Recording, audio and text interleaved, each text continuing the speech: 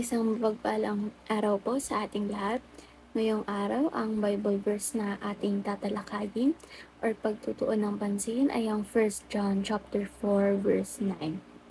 So in English Standard Version, "And this the love of God was made manifest among us, that God sent His only Son into the world so that we might live through Him." So in Tagalog version naman, dito nahayag ang pag-ibig ng Diyos sa atin, sapagkat sinugo ng Diyos ang kanyang bugtong na anak sa sanlibutan upang tayo'y mabuhay sa pamamagitan niya. So, itong Bible verse na to, ito yung start ng panibagong series natin based kay Pastor Russell, which is yung True Essence of the First Christmas. Diba? So, itong Bible verse na to is umiikot lang siya sa ano nga ba yung essence ng first Christmas? Paano ba tayo nagkaroon ng Christmas? And para saan ba talaga yung Christmas? Ano ba yung totoong essence? Ano ba yung totoong dahilan bakit tayo mayroong Pasko ngayon? So, para mas maintindihan pa or mapalawak pa itong Bible verse na ito, proceed tayo sa ating teaching. So, number 1, God has no plan B for salvation. Sabi nga, di ba, si God is He is an all-knowing God. So, para sa akin, hindi na niya kailangan ng plan B na yan, plan C, plan D, plan E, or kahit hanggang anong letter pa yan, kahit hanggang letter Z pa yan. Kasi nga, di ba, sabi, iisa lang din ang paraan para ma-save tayo. Iisa lang ang way natin through salvation. And it is Jesus Christ. Kasi di ba nga, sinacrifice ni Lord God yung kaisa-isang anak niya para tubusin yung mga kasalanan natin. So, meaning, isa lang din yung way or solution para ma-save tayo. And ayun yung mamuhay sa pamamagitan ni Jesus Christ, yung anak ni Lord God, di ba?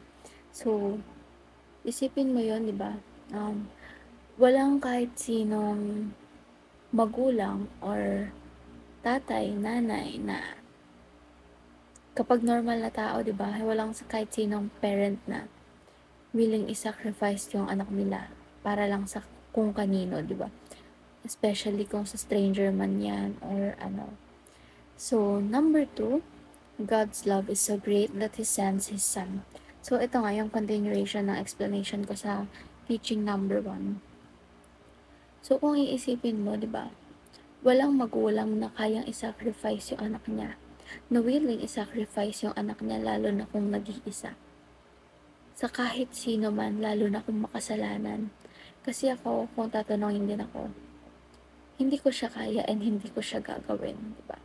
Kahit pa marami akong anak, hindi ko magagawang i-sacrifice yung isa sa mga anak ko para lang sa ibang tao, lalo na kung hindi ko naman kilala at alam kong makasalanan, di ba?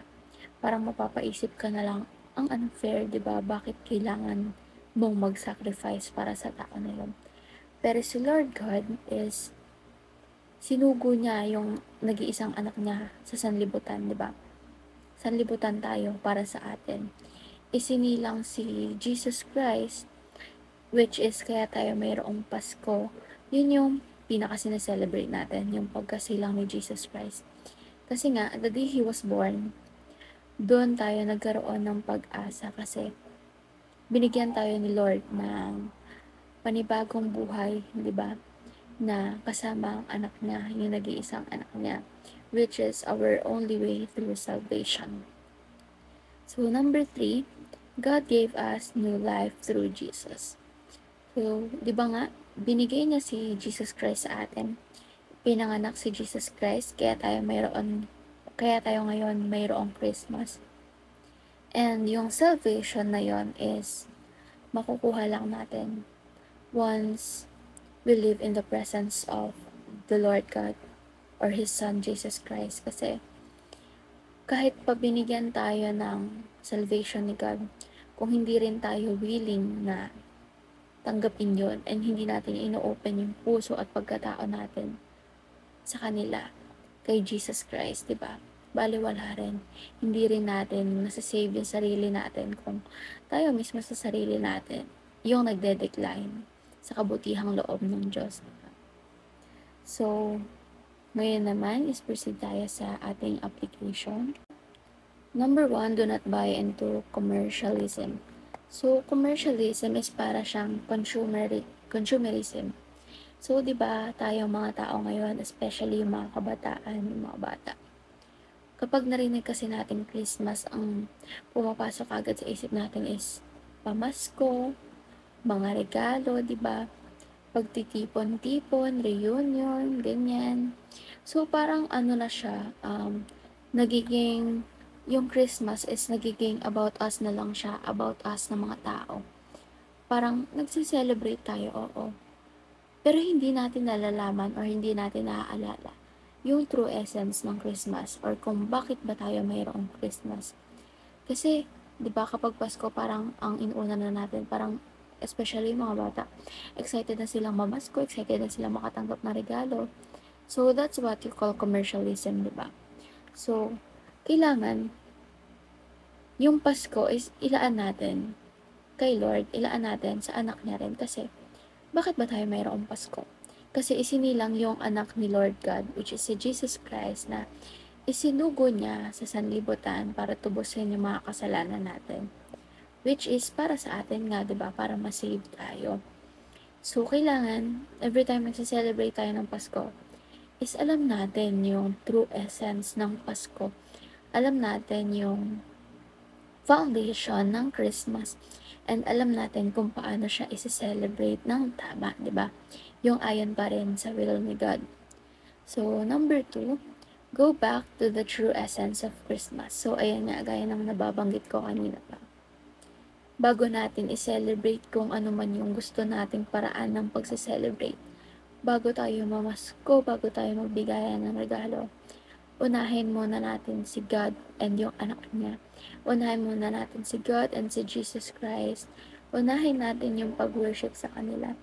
Unahin natin yung pag-alala sa true essence of Christmas, which is yung birth ni Jesus Christ, dahil siya yung way natin through salvation. Siya yung ibinigay sa atin ni God para ma-save tayo through Jesus Christ. Gamit yung anak niya, or mali yung term, mamuhay kasama yung anak niya sa presence ng anak niya na si Jesus Christ. So, number 3, celebrate Christmas worshipfully.